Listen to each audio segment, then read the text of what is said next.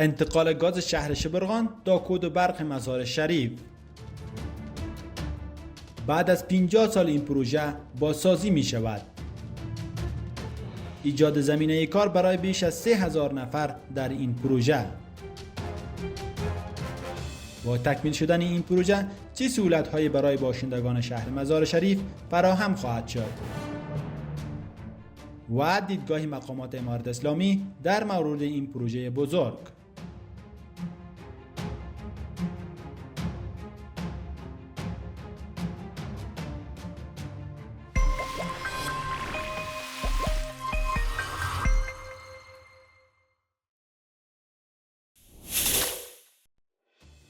از زمانی که انسان‌ها نفت، گاز و مشتقات آن را برای سوزاندن و تولید انرژی به کار گرفتند، تا به حال از آن بسیاری از مواد اولیه مواد نیاز در صنعت ساخته می شود. هر روزی که می گذرد ارزش نفت و گاز برای تولید مواد جدید بالاتر می رود. در کنار سهم قابل توجه از تمامی انرژی مورد نیاز بشر که با مصرف نفت و گاز به دست می آید، تخمین می شود که 25% انرژی جهان را گاز و 45% را نفت تأمین می کند. با این حال ارزش نفت و گاز برای تولید مواد اولیه در صنعت غیر قابل انکار است. به همین دلیل در آینده صنعتی همواره به این منابع با ارزش نیاز داریم. از آن باید به وجه احسن استفاده و مدیریت شود. با در نظر داشت اهمیت گاز طبیعی و مایع نفت در تولید انرژی و به کار انداختن چرخ اقتصاد و همچنان استفاده در سایر امور دارد. امارت اسلامی افغانستان با توجه به منابع سرشار از گاز در شمال و سایر نقاط کشور به ویژه ولایت شبرغان جهت استفاده مزید از این پدیده مهم انرژیزا به انتقال لوله گاز از شبرغان به مزار شریف مبادرت ورزیده. هر قسمت از زنجیره تولید گاز طبیعی برای تأمین تقاضای مصرف کنندگان حیاتی و مهم است. مقدار ذخایر و تولید می تواند بالای انتظارات بازار گاز و روی قیمت‌ها در شرایط فعلی و در آینده تاثیرگذار باشد. گاز طبیعی با عنوان پاکترین مواد سوخت جهت کاهش آلودگی محیط زیست و عنصر مهم در کاهش مصرف انرژی در دنیا شناخته شده است. نخستین تحقیقات جهت اکتشاف نفت و گاز در افغانستان در سال 1956 میلادی انجام شده است و طوری که در سال 1959 سبب اکتشاف ساحه نفتی انگوتک در ولایت سلپول گردید. در فاصله سالهای 1995 تا 1966 50 حلقه‌های اکتشافی دیگر نیز در این حوزه حفر گردید که باعث اکتشاف 3 ساحه گازی بزرگ منطقه‌ای: گازی یتیمتاق در سال 1960، ساحه گازی خواجه گوگردک در سال 1961 میلادی و منبع گازی خواجه برهان در سال 1964 شده است. از سال 1966 تا 1981 میلادی دست کم 2 ساحه نفتی کوچک، 1 منطقه گازی بزرگ جرقتوق و 2 حوزه گازی دیگر کشف شده است که عمدتاً در بخش شمال غربی کشور می باشد. بر اثر پژوهشی که در این اواخر صورت گرفته، حوزه شمال قسمتی از حوزه عظیم نفتی و گاز آمو دریا می باشد که از نظر میزان ذخیره 152مین ناحیه نفتی و گازی کشف شده در جهان بوده و در رده 15 قرار دارد. این حوزه 400,000 کیلومتر مربع وسعت دارد و در 4 کشور افغانستان، ایران، ترکمنستان و ازبکستان گسترش دارد.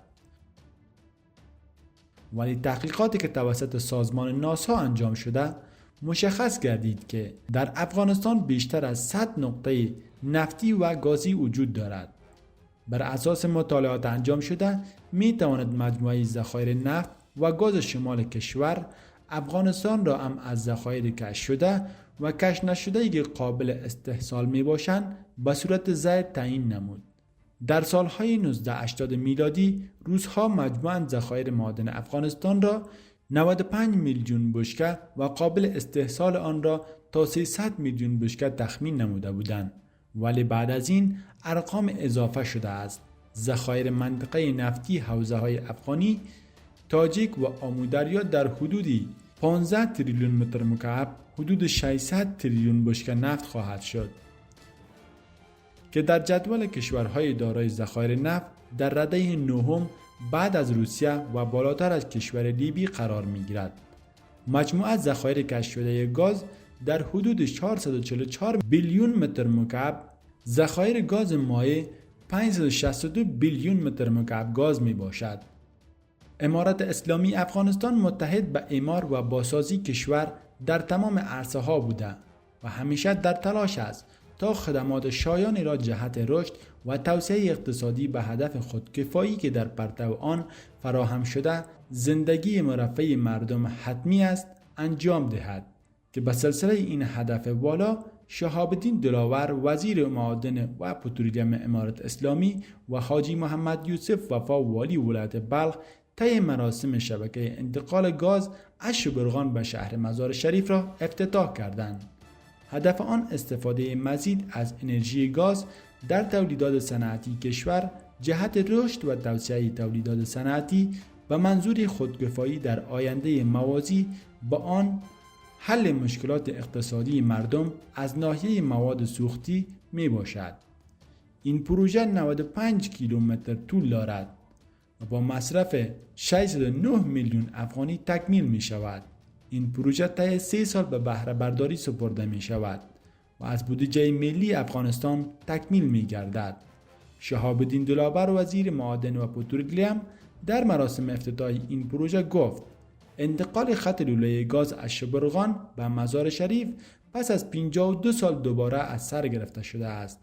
از این خط لوله گاز در صنعت کود، برق و شیشه سازی استفاده می شود و در آینده به منازل رهایشی نیز وصل و توزیع خواهد شد. شهاب الدین دلاور همچنان در مراسم افتتاح این خط لوله گاز اظهار داشت خط لوله گاز قبلی که بیش از 50 سال قبل ایجاد شده بود تقریباً از کار افتاده است و توان پاسخگویی به نیاز مصرف کنندگان مزار شریف را نداشته. این پروژه بزرگ همزمان با افزایش ظرفیت تولید اداره کود برق در مزار شریف از ظرفیت آن برای تولید شیشه و گاز CNG در این ولایت استفاده می شود و از اطلاق گاز در این مسیر نیز جلوگیری می شود. این پروژه ظرفیت انتقال 170,000 متر مکعب گاز را در 24 ساعت دارد. طول این خط لوله 5.94 کیلومتر است که از خواجه گوگردک در شهر شبرغان تا کود برق مزار شریف امتداد دارد و یکی از پروژه های مهم گاز افغانستان به شمار می رود.